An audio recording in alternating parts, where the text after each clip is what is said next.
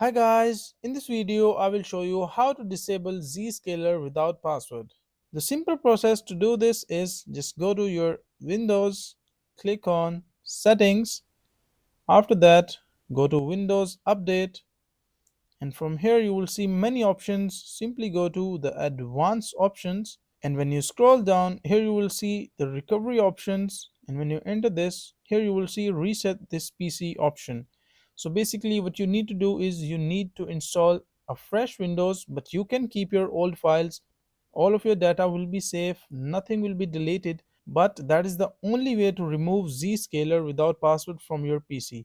So when you click on reset this PC, two options will come. One is remove everything, and the second one is keep my files. So make sure you click on keep my files and all of your data will be safe. After that, a fresh version of Windows will be installed inside your PC and Zscaler will be completely removed without password.